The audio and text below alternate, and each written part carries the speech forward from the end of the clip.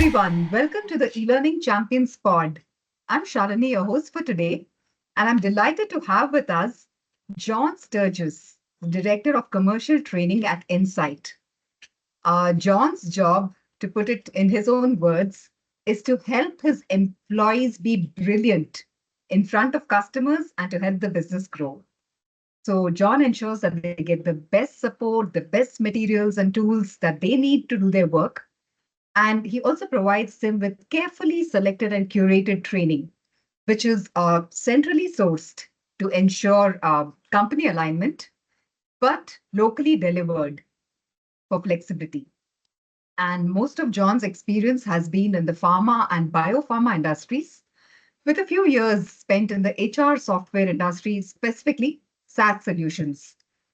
And John is currently based in Switzerland, where he oversees the regional commercial training function at Incyte.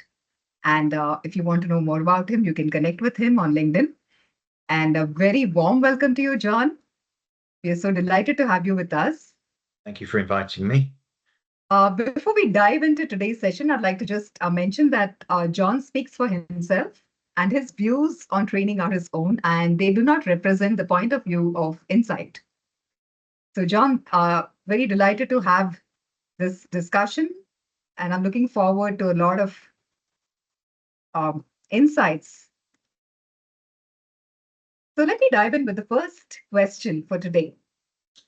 What challenges do you face in implementing learning and development programs, and how do you overcome them? Challenges. I have a very squeaky chair, so apologies if that comes through. But no, so we talk about challenges about implementing learning and such. For me, and it's more and more often occurring, it's the perception of training. What does training bring? And I think the big challenge is that training hasn't always been bringing the value that it needs to bring to an organization. So people are then thinking, well, they're being trained to, rather than being developed.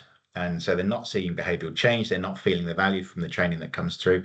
And I think consequently, you end up with the way that training has happened, particularly after the pandemic. It's more, here's some information, go read it, sign. Perhaps if it's SOP training, for example, compliance training, it's read and sign, and it doesn't really bring value. It just becomes a paper exercise. And I think that also has happened over time, where when I joined the industry in training, I joined in a development role, which is what training has always been used for. It's a very useful role. But you always had a mentor, someone who had experience in training, someone who was a professional trainer with qualifications, knew about the training cycle, knew about the different steps through TNA and delivery and evaluation and so on. And now it's still seen as a development role, but there's no mentor. So the person that's dropped into training is just given deliver some training, and they don't know really what to do. So they do the best they can, but often it's just a PowerPoint, often it's just delivered in a virtual meeting, but people don't get the opportunity to practice, there's no scenarios involved, or they may not have any hands-on role play, for example, in the case of selling skills. So it becomes very one-directional, and I think as a consequence, the value of training, what training can bring to an organization, has been eroded and diminished, and that's the biggest challenge. How do we ensure that people see value in their training? And one of the best ways, of course, is to train them in a way that develops and delivers behavioral change, right? So they can see value in themselves, they can see value of the training to their job, and that, so at the moment, I think that's the biggest challenge, is the value that training can deliver. Right. Wow, that's a very important point that you've highlighted, John. And I'm sure L&D professionals face it everywhere. In that people are coming in and they're expected to hit the ground running, but we're also recruiting, people are recruited into a role where they're expected to be experts from day one. Right. So if the market changes, you could have, if you think about a sales team, you could have an experienced sales team, and you recruit them for their experience. Right now, experience could mean they're highly skilled, or it could just mean they've been in the job for many, many years. Depends how you define experience. But if they come in and then the market changes, and it's always changing, it's constant change, then they're no longer experienced, right? If you think about situational leadership, we have to apply the right situation to their to their role and how the marketplace has changed. So they need to be trained as newbies again, essentially, if things have changed significantly. But again, it's always comes back to this question of value. If the training isn't adding the right value, even if they're new or they're experienced, then the training's no good. Right, right. That's a very valid point. And I think that also ties into the role of where does the training function sit today in the larger context? Where do we Where does it perceive sit? it? Where does the rest of the company perceive it? Well, I mean, I think again, this reflects my opinion, not the company opinion. I think I'm reporting into the wrong place, but I think it needs to sit in a strategic role. At the moment, it's very tactical, and I think that's the situation in most companies. Unless you've got a chief learning officer or someone like that, then chances are you're going to be dropped into a very tactical role. But I think it needs to be part of the organizational development and that kind of strategic position with the trickle down tactical role. But yeah, if you're not at the table, then you're typically playing catch up. But I have to find myself lobbying for training to make sure my initiatives are included and taken into account. But often often you're playing catch up because someone, oh, we need to do this, we need to do that. And if you're not part of those decisions at the beginning, then yeah, you're playing catch up. So I think the L&D function or the training function, and I'd make the distinction between L&D for me is HR and training is commercial for me at least. So there is a distinction, and typically L&D will be up there on the leadership team or in a strategic role. But I think training needs to be there as well, because otherwise you're caught out, and and then you're always scrambling around. Always scrambling around for budget, which has been a hallmark of my career since I started. It's where do you get resources? Where do you get budget? And if you're not at the point of decision making strategically, then you're constantly scrambling around. Right, right. I think you've hit the nail on the head when it comes to the role of training uh, being what it is now and where it needs to be, and the challenges. Because once you once you're sitting in the strategic decision making seat, it's easier to have conversations. And which brings me back to the next question, which I think you've answered partly already, with the importance of aligning training with organizational goals. So, do you have any best practices, John, on how one can get a seat at the table in order to make Um, sure that we are aligned perfectly with the business? it's it's think about painting a room, right? There's no point in painting a room white when the company wants it red.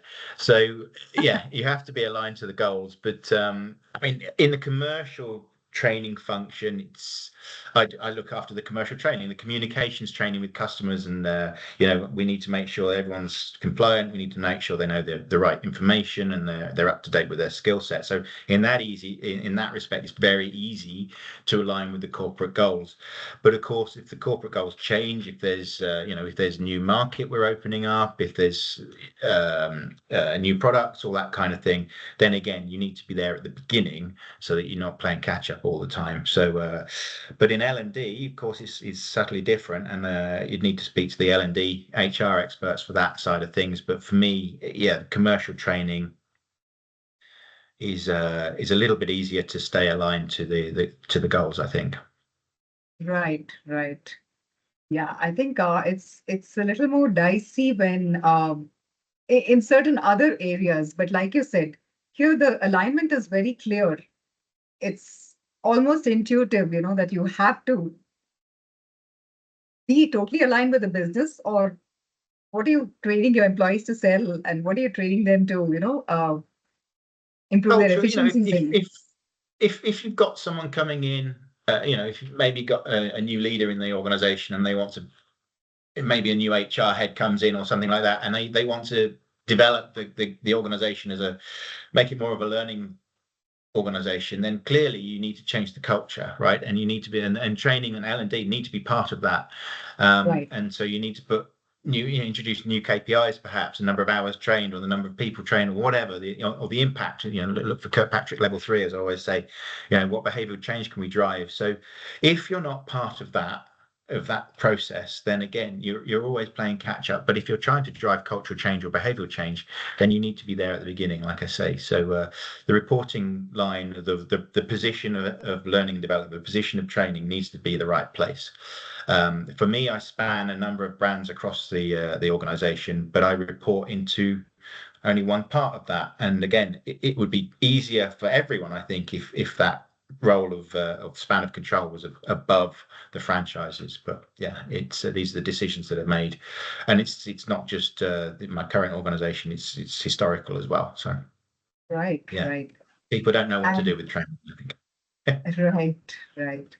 So, John, to circle back to another point which you made previously, you were talking about how, especially in the pharma and in the pharma field, you have a mixed bunch of people. You have experienced people, you have freshers, and sometimes there is, this tendency to think that the more experienced people really don't need training, as you pointed out. But then it's a different, there are new products, there are new circumstances which are driving the company forward, there are new technologies, new customers. So, how do you keep training relevant for such a mixed bunch of people? And how do you overcome resistance, learner resistance in this case, if you It's a have very question. experienced people? It's a good question, and it comes back to my point about value, right? If they don't see the value, then they'll shut down. But I've introduced a couple of new technological, mobile learning and such recently, and when the first hurdle, like you say, is getting people to try it, right? So for me, I start with a cohort and help have them evangelize the training, if you like, and spread the word, and then you see it spreads virally, or and it is spread through word of mouth. And this week I had one of the more experienced reps, salespeople, contact me to say this is really good. It's really helpful. It's helping them remember training that they did a few years ago, right? It's information that they don't use every day, but how do we keep the plate spinning, right? We have to keep it topping up piece by piece and every now and then. And so it's really good to get emails like that, because you know that now the other people in that person's team are going to hear about this and they'll want to do it. And so it is word of mouth. It's that little cohorts first, maybe a pilot, maybe just a broader group, but you don't obviously not going to roll this particular piece out across the region, across Europe. It doesn't quite work like that, but you have to do it piece by piece. But the initial spark, you have to find the right people to turn that spark into a flame and then spread it across the right cohort of people. But it comes down to the value at the end of the day. If they can't see the value, there's no point. And I'm going to keep saying that. That's how it is. True, true. I mean, that really, covers a lot of angles. If you can hit that one sweet spot of value, then I think a lot of things fall in place. And like you said, you're not constantly playing catch up. Yeah, well, with the sales team, I have a sales background many years ago, but they have a certain degree of competitiveness. So if you can introduce that into your solution, and in this case, it's mobile learning with some gamification, they can see how their contemporaries are doing, how their peers are doing. And suddenly you get people competing in terms of what they've learned and being able to demonstrate what they've learned. And so that adds this extra dimension that's been really helpful. So and it's engaging and motivational as well for the learners. So it's very, very helpful. Right, right. So I think this kind of covers your approach to designing and implementing effective training, because I think training the sales teams is one of the biggest challenges. I mean, it's not like compliance training or any such thing, where here, I believe that there's more pressure. The stakes are higher. Of course, even for compliance, the stakes are very high, but in the sense that you see very dramatic results if it's done very well. the training for sales, the go-to-market team, for instance. So, Point. so John, I was just wondering, what role do you think technology should play, in modern L&D programs strategies? Because you did mention gamification and salespeople being highly competitive, they take naturally to this kind of an approach. So, how do you leverage technology when it comes to commercial training? I can go back many, many years with this one. So I've always been in my training role. I've always been working with technology. So when I mean, I can tell you some history. Let's go back in time. So when I was a salesperson, I used to map out my sales data with a very early form of Excel many, many years ago. And I built a macro that mapped everything, charted everything, did a little bit of analysis for me. My manager saw it. The word spread that I've got this fantastic macro that helps and makes things very, very easy. And then that led to me being asked to help with the rollout of a CRM system. And I'd never done any training before. And I mean, this is software training. It was very much click here, standing at there. We got everyone in a classroom and had everything shown on the, showed up the screen on the screen, the computer screen on the front of the class, and walk people through it. But anyway, apparently I was quite good at that, and I was spotted by the head of training, who he sort of earmarked me for when the next training role came up, and it did come up 12 months later. I was invited as part of my development, because it was manager development, and as I say, training was seen as a development role. So he asked me, did I want to go into training, and I said, yeah, sure, why not? And personal circumstances had just allowed that opportunity to move at that point. And anyway, sat down at my desk on the first day, and he comes in with this big lever arch file, if you remember those, and it had eLearning written down the side. He dropped it on the desk. He goes, there's your first project. So the first thing that I was introduced to was technology in learning. And this was still in the days of computer-based training and CD-ROMs and that sort of thing. But the big step for me was to use a 28K dial-up modem to try and do some e-learning with, and it took forever to. All I started with was a knowledge quiz. So it was just like a series of 10 questions, and it was pushed out to the users through a system back in the day that was known as Docent Mobile, and it was very clunky. With the first people in the industry to use it at Eli Lilly, so they're obviously forwards thinking back then even, and very good company, and got this thing going, and people would answer the 10 questions and send it back. So I'm a bit of a dinosaur in terms of my technology. I started many, many years ago, but I have kept up with the times. And so right now, so I've always used technology through its evolution. Obviously, with the pandemic coming in, people suddenly thought, oh yeah, we can use technology, and we'll do a Kahoot, was it Kahoot or whatever, the Zoom quizzes and that sort of thing back then. But I think it was used badly, and comes back to my point about adding value. So what I've always tried to do is use technology appropriately. In the case of this gamified mobile learning app, and now of course we've got AI, so which I'm sure we'll talk about in a moment. But it's key that the technology complements the learning objective, and it's not used for the sake of technology. And I think during pandemic we were forced to use technology, and that caused problems. People became a bit overwhelmed, or a bit not another virtual meeting, not another virtual training, and it was just used to keep people active and keep them involved. But and I think it was used inappropriately a lot of the time as well. So as long as the technology meets the training or works with the training objective, as long as it's still adding value, again, then it's something I've used right the way through. And there's loads of uses for technology. I mean, as I say, we can talk about AI now if you want, or we can talk about other things. But we can use it for coaching, assessments, benchmarking, performance, all sorts of things. But yeah. I think you make a good point about not using technology for the sake of using it, but making sure it really matches and meets, your learning objectives. So what are your views, John, on digital solutions? I mean, they are here to stay, But where do you think they are especially impactful, and where do you think they are least impactful? Digital solutions. Well, and they're used inappropriately, like I say. But I think for me, I, we have to stop differentiating training as classroom or digital or something. I think we have to, it's like multi-channel engagement, right? Everyone sees it as digital versus something else, but actually it's just another channel. And that's for me, I want to consider training as training or learning as learning. It doesn't matter what channel you get it through, provided the channel is used appropriately and providing it's meeting the learning objective.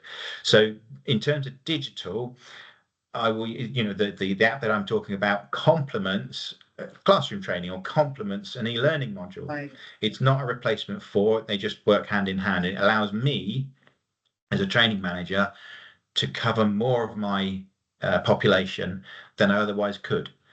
It also means that I can follow up a classroom training a lot easier without having to call everyone back in again. We can push things out to them and then they, see how people are doing their home study, if you like, or the follow-up training. It just allows me to do more. I don't want to say more with less because it costs a lot of money, but it just means more. I can do more on my own. Right. Yeah. So there's that's how I see digital. It's not a replacement for anything. It just allows us to be more effective. Right, right. I really like that point you made about viewing it as a whole, training as a whole. Because once Yeah. you cut it up, then prejudices jump right in. Somebody may not be very fond of one particular modality. It just makes things a little more complicated than it otherwise would be. Absolutely. And I think as well with the people of my age, okay, they think some of them struggle with accessing the learning management system, using CRM, for example. And as soon as you say, oh, we're going to do some digital, e-learning or whatever, then the shutters come down. They don't want to know. That's not how they learn. And again, it comes down to embracing change and moving with the times. But if again they can see the value in it, it's complementing some other learning that they're going through, then it becomes a lot easier to work with technology. Right, right. So that brings me to my next question, John. Uh, can you describe an approach, that you took towards designing and implementing some effective learning program? Some innovative approach, an example, something that worked in the past. It could be just any success story. Or it could just be, your approach towards this entire gamut of learning and development Yeah, I initiatives. mean, look, my philosophy around training, if you want to be good at something, you have to train, right? Some people are naturally talented, but even then, if you're a naturally talented sports person, natural talent only gets you so far and you have to train. So if you Right. think of any training you do for a job, if you're a salesperson, then I would expect you to keep up to date with the foundational skills, the foundational knowledge. Um, and I would expect you to, I can provide the ingredients in your recipe, but I would expect you to know what to do with them and how to cook it and how to cook it well. If you're talking, Right. rather than using a sporting analogy, but if you think about, you need to have that foundational base, and that doesn't just happen and it doesn't just remain in place. It has to be something that you work on all the time. But then of course you might have a particular special meeting or you might be meeting a particular customer and you want to get it absolutely right. You have to prepare for that. My last Right. company that I worked at, we would work so hard on getting the sales pitch right. We would rehearse, we would practice, we would ensure every click of the button worked properly. There was no room for error, because if you missed the sale, it was a 3-year sales cycle or 5-year sales cycle. So if you miss that, then you're Yeah. stuffed and the company doesn't thrive, it doesn't grow.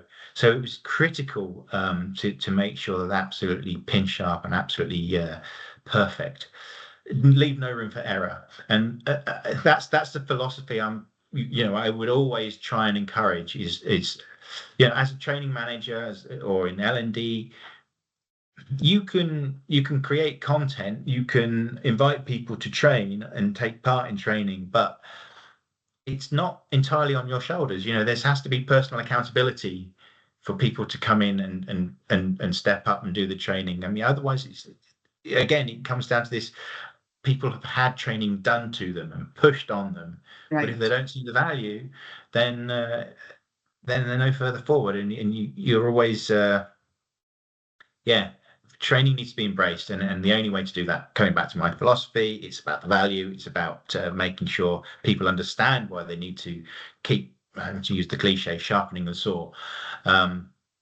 So without that philosophy, without that personal accountability, it's a bit of a challenge. But in terms of personal successes, um, God, there's a lot. I mean, I'm really pleased with the mobile app that we've got at the moment.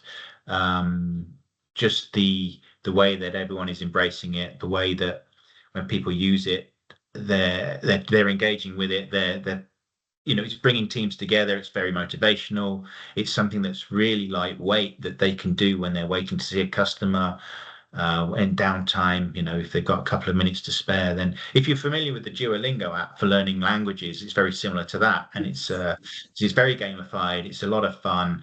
It doesn't work for everybody because some people like to be very studious in the way that they learn and approach learning, but for the vast majority of people, for the field teams particularly, it's very, very user friendly and engaging, and they're very pleased with that, and I'm very pleased as a consequence. So it's the one thing that I get the most feedback on, most positive feedback on at the moment is that app. So pleased with that. Wow. Yeah, that sounds like a great example. And I'm sure learner adoption has gone up. You know, Yeah, I mean, it's currently being translated across Europe and rolled out across all the markets. So wow, very that's pleased with that. fantastic. Yeah. Yeah.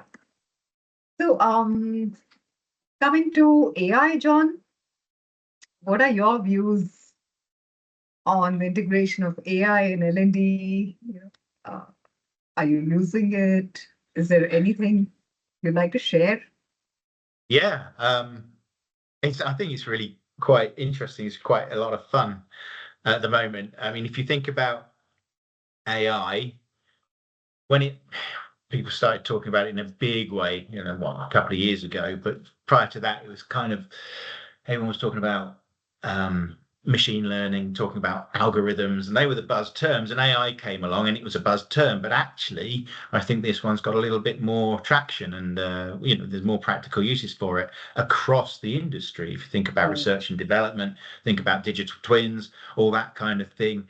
Um, that it really has a lot of use there. But from a training perspective, I think it can be used for all kinds of different things. And we have solutions. We're looking into different solutions. I see it as a particularly useful tool for coaching, for helping people practice in role play situations. Perhaps if you have an avatar that's talking to you and listening to you and Right. giving you the feedback on that kind of thing, I think that's a really exciting thing to explore.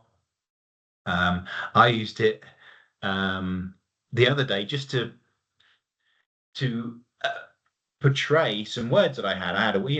Historically we used word clouds to see what, but then Mhm. if you can use AI to pick out the trends within that, and actually I was Right. using it to literally, pictures paint 1,000 words. Here's 1,000 words. Show me what that means in terms of a picture.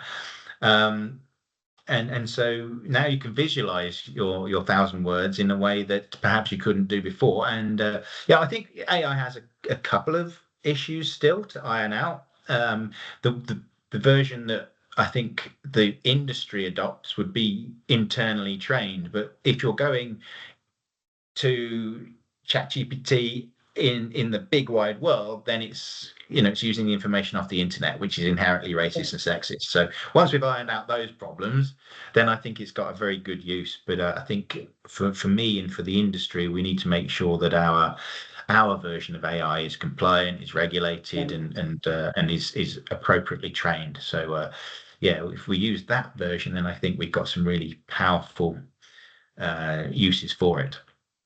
Right. Right. Yeah, Yeah. And especially when it comes to sales teams, the areas you mentioned, such as role plays, you could have all kinds of variations. You could have conversations going into, touching on many nuances. All of that becomes very possible dynamically if your AI bot is trained well. yeah. I think one other thing, I mean, the other day I actually was interested to understand about, developing a learning pathway curriculum. Again, based on some inputs that we've got. If you think about job descriptions, if you put job descriptions in and say, look, come up with a learning plan for that.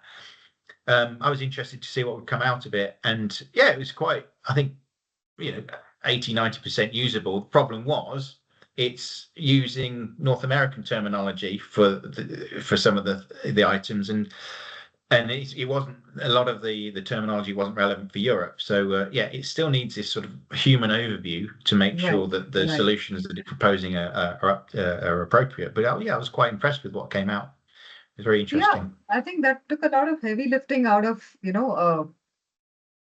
the mix because as this that's pretty impressive actually. If it could analyze the job descriptions and come up with some kind of learning paths or skill gap or skills that are required, I think that's a great start.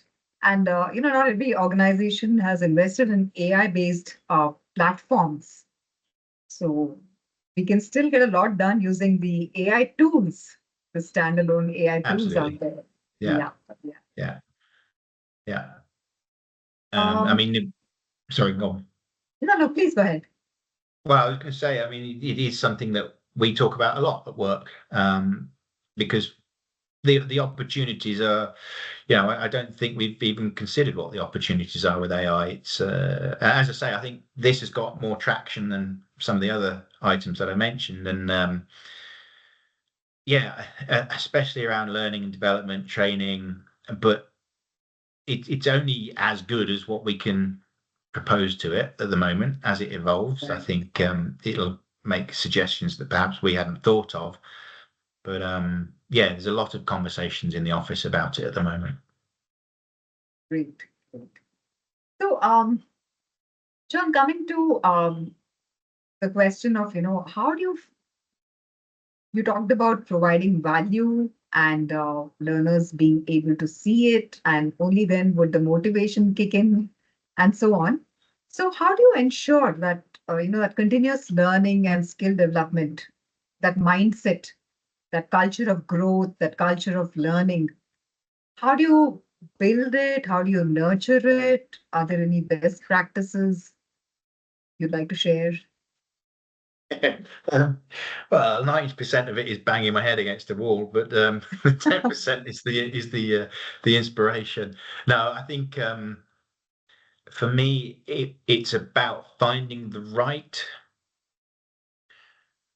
stakeholder in the organization who you can work with, who can lobby with you, who can evangelize with you. Right. Um, yeah, that's the way to do it, because you can't just rock up at a steering committee and present a fait accompli. You need to lobby it, made sure everyone's on your page, and then the steering committee becomes a rubber stamp because everyone's already with you. There's no way to shortcut that. It's about ensuring that you've done the right due diligence, that you've done the right needs analysis, and even through that, it's getting people on board with your proposal and your plans.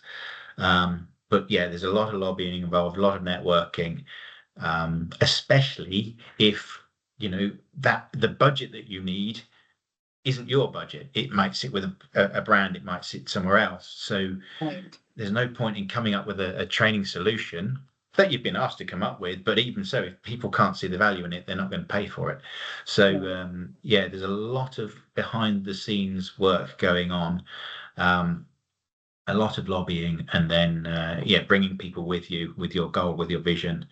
And yeah, it starts with a lot of walking the corridors, knocking on doors, and selling your solution, basically. Right, right. I was actually about to ask you, how do you even get started? But then I think you just mentioned It's a lot of conversations, a lot of knocking on doors.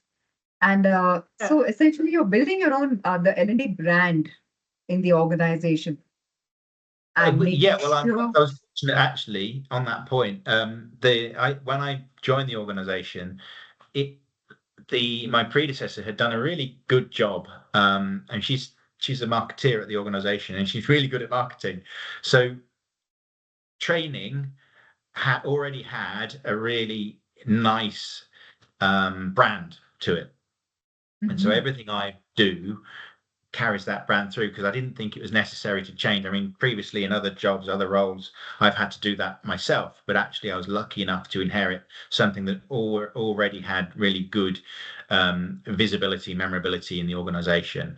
Probably because they've gone through the pandemic and everyone's forced with this branding, Right. but no, it was very recognizable and people wanted to keep it, and I was happy to do that because a good job had been done.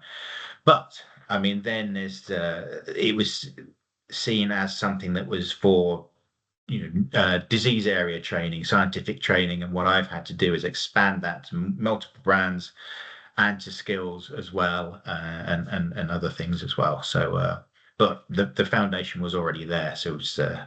I'm not cheating. It was already a good thing to leverage and to use and to use as a launch pad. Right. Right.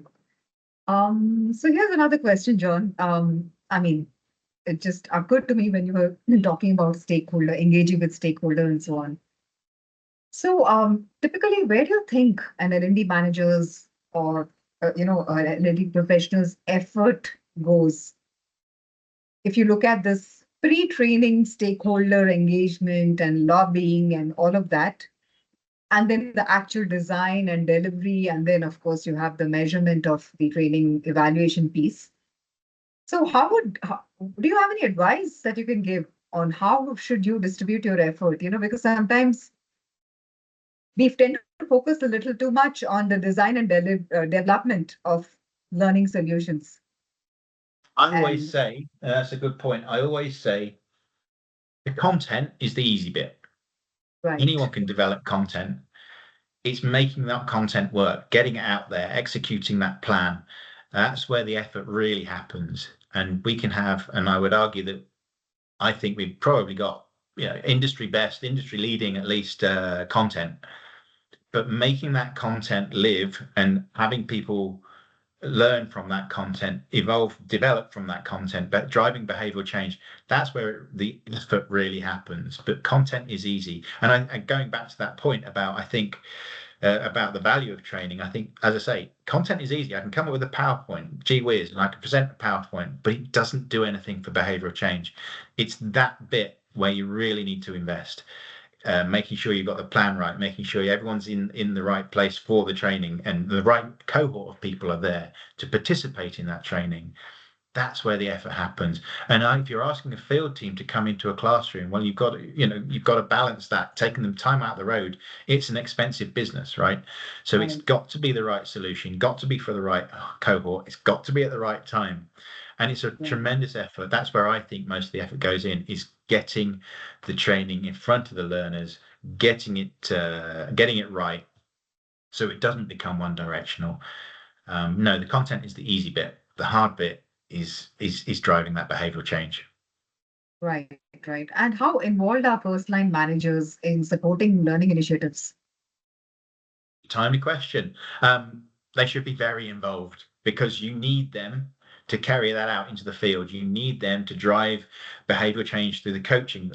I've worked with them, evolve them into better coaches. They need to understand the training that's happening. They need to understand why that training is happening. I mean, they should be part of the training needs analysis, right? If you haven't got that why appropriately gauged, then there's no point in doing the training. If you want to know about why, then understand Simon Sinek's view of the world. But if you haven't got that why, then the sales managers aren't going to be on board. They're not going to be able to drive it through. But you need them on board because, or certainly in our situation with the field team, you need them on board so that they can push through that why and carry through that learning and ensure that it happens. So if I want to understand, has the training been effective? I can ask the learners, what do you think? Out of five, 4 out of 5 stars, right? Great stuff. Right. But the true the true benchmark is going to be what the manager sees. Has the manager seen their key account manager improve in what they do? And that's Kirkpatrick level 3, right? Level 4 is Right. another discussion, but level 3 behavioral change. Have we got it? The sales managers can let me know yes or no. Right. Right. Yeah, those are very pertinent points.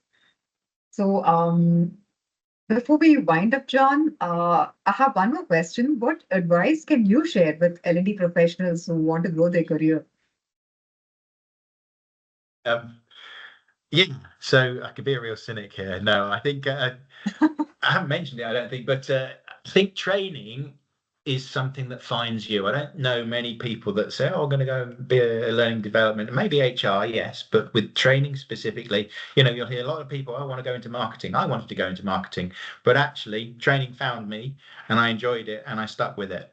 But in terms of career development, I mean, I've been in the role in different guises for the last 20 something years, working my way up from a bit player, sort of training assistant, if you like, moving all the way up into a regional role, global role as well in my different function, but currently regional. And but the job is more or less the same. It's just a bigger geography and a bigger number of people.